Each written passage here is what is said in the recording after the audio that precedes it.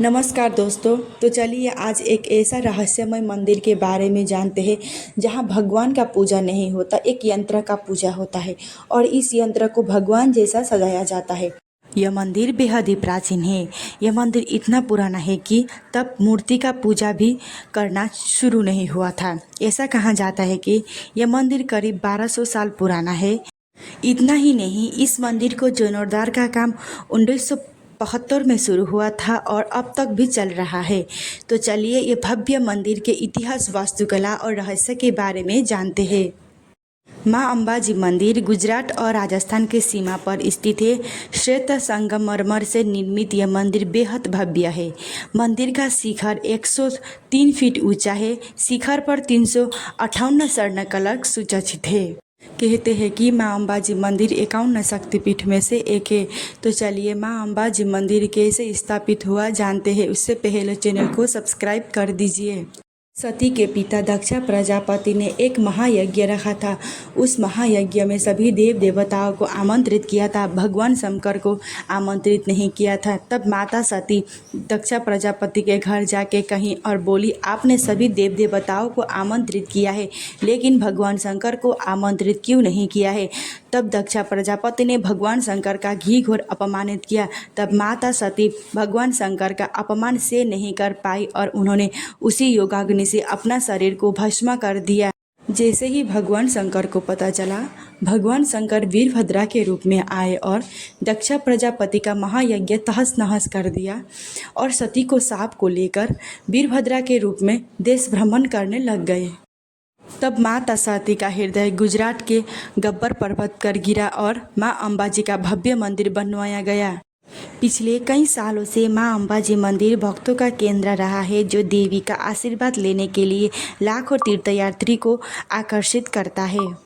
आमतौर पर हर मंदिर में भगवान की कोई न कोई मूर्ति या छवि अवश्य होता है, लेकिन अंबाजी मंदिर काफ़ी अलग है।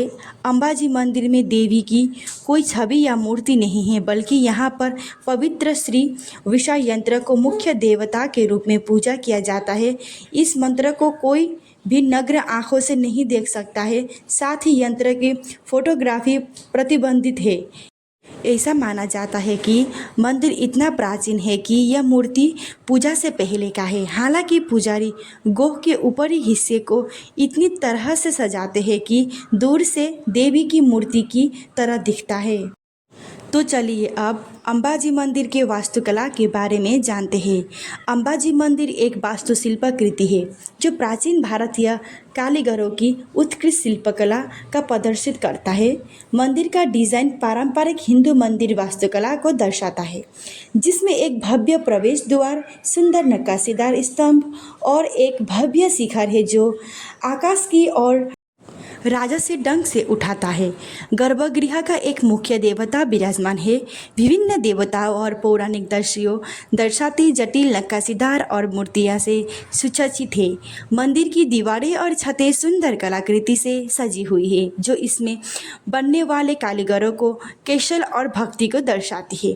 अंबाजी मंदिर को सबसे खास विशेषता यह है कि गर्भगृह में कोई मूर्ति नहीं है। इसकी बजाय यंत्र एक ज्यामितिक डिजाइन के रूप में देवी का एक सरल लेकिन शक्तिशाली चित्रण पूजा जाता है।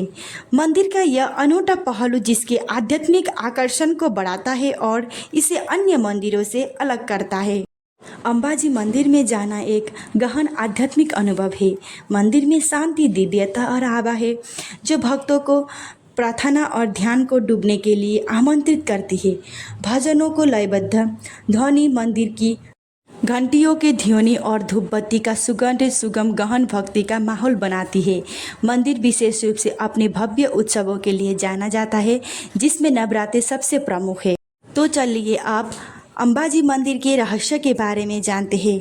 रामायण में कहा गया है कि भगवान श्री राम लक्ष्मण माता सीता की तलाश में श्रृंगी ऋषि के आश्रम में आए थे, जहां उन्हें गब्बर में देवी अंबाजी की पूजा करने के लिए कहा गया था। राम भगवान ने वैसा ही किया। जगत माता शक्ति, सारे ब्रह्मांड की ऊर्जा की जननी देवी अंबाजी ने उन्हें अजय नामक एक चमत्कारिक बाण दिया था, जिसकी मदद से उन्हें युद्ध में अपने दुश्मन रावण को हरा सके। दूसरा रहस्य यह है कि द्वापर युग के दौरान बाल भगवान कृष्ण को भी इसी गब्बर पहाड़ पर लाया गया था। उनके पालक माता पिता नंद और यशोदा की उपस्थिति में कान्हा का मुंडन भी यहीं किया गया था। और एक रहस्य यह है कि अंबाजी मंदिर का यंत्र को आप आँखों से नहीं देख सकते हैं, इसीलिए यहाँ आँखों पर पट्टी बांधकर पूजा करते हैं। अंबाजी मंदिर में दर्शन करने से भक्तों सच्चे मन से जो भी मुरादें मांगते हैं उनके सभी मुरादें पूरी होती है। अंबाजी मंदिर के 3 किलोमीटर दूरी पर गब्बर नामक पहाड़ है।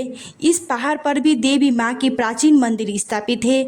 माना जाता है कि यहाँ एक पत्थर पर माँ के पद चिन्ह बने हैं। पद चिन्हों के साथ साथ माँ के रथ चिन्ह भी बने हैं। अंबाजी के दर्शन के उपरांत श्री श्रद्धालु गब्बर जरूर जाते हैं। हर साल भाद्रपदी पूर्णिमा के मौके पर यहाँ बड़ी संख्या में श्रद्धालु जमा होते हैं। भाद्रपदी पूर्णिमा को इस मंदिर की एकत्रित होने वाला श्रद्धालु पास में ही स्थित गब्बरगढ़ नामक पर्वत पर श्रृंखला पर भी जाते हैं, जो इस मंदिर से 2 मिलीमीटर दूर पश्चिम दिशा में स्थित है।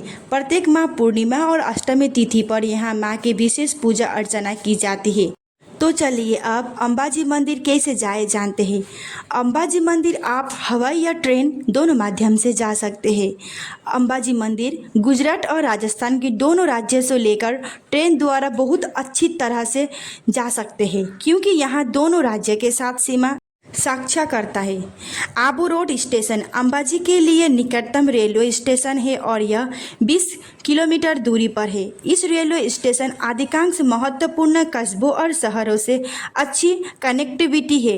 इस स्टेशन से अंबाजी तक टैक्सी और अन्य परिवहन के साथ बहुत ही कम कीमत पर आप जा सकते हैं। वीडियो अच्छी लगी तो कृपया चैनल को शेयर, सब्सक्राइब, लाइक कर दीजिए। धन्यवाद।